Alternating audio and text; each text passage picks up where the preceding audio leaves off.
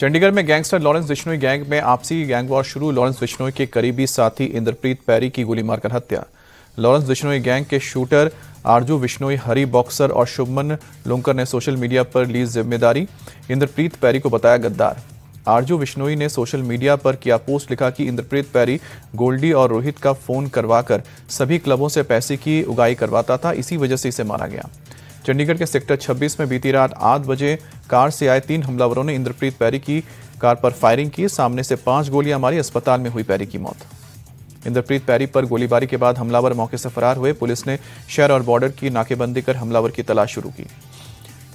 पूर्व केंद्रीय गृह मंत्री मुफ्ती मोहम्मद सईद की बेटी रूबिया सईद के अपहरण के मामले में आरोपी शफात अहमद शांगलू को सीबीआई ने गिरफ्तार किया। 35 साल से फरार था शांगलू। आरपीसी और टाडा एक्ट के तहत गिरफ्तार शफात अहमद शांगलू पर 10 लाख के इनाम का था ऐलान। जम्मू के टाडा कोर्ट में पेशी होगी। राजस्थान के श्रीगंगानगर से पाकिस्तानी खुफिया एजेंसी आईएसआई का एजेंट गिरफ्तार हुआ। प्रकाश सिंह उर्फ बादल पर सेना की गोपनीय सूचनाएं भेजने का आरोप। राजस्थान सीआईडी इंटेलिजेंस ने प्रकाश सिंह उर्फ बादल को गिरफ्तार किया। सुरक्षा एजेंसियां प्रकाश सिंह से पूछताछ में जुटी। सीएम योगी के निर्देश के बाद यूपी में घुसपैठियों के खिलाफ पुलिस का अभियान तेज हुआ। राजधानी लखनऊ के सरोजनी नगर और बिजनौर क्षेत्र में लोगों के आधार कार्ड और आईडी चेक की जा रही है।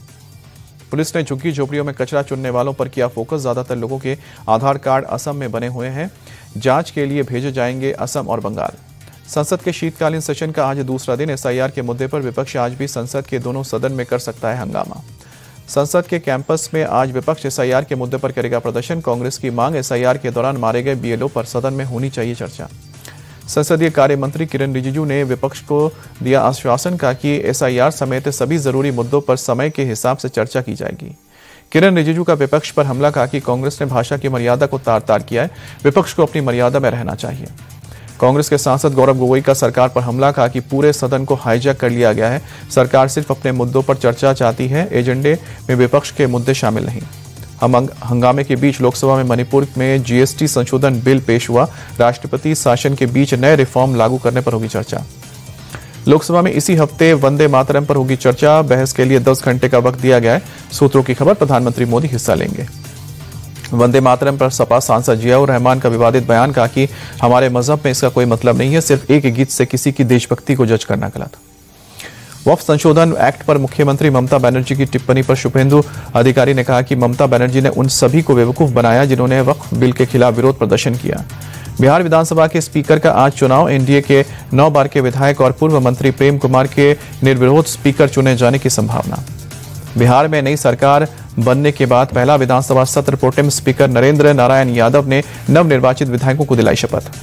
मंगल पांडे का विपक्ष पर निशाना, बोले कि तेजस्वी और राहुल का उनके ओवर कॉन्फिडेंस के चलते डुबोया गया है, अब भी जारी है बड़बोलापन। आरजेडी विधायक भाई वीरेंद्र का बड़ा बयान, कहा कि हमारा मनोबल पहले से हाई है, संख्या बल में कम हो सकते हैं, लड़ाई के मामले में नहीं। हम चुनाव हारे हैं लेकिन हिम्मत नहीं हारे। कांग्रेस के विधायक कमरुल का बयान। बिहार में हार के बाद कांग्रेस की समीक्षा बैठक। महागठबंधन में कोऑर्डिनेशन की कमी को बताया कारण। तेजस्वी के टिकट देने के तरीके पर सवाल।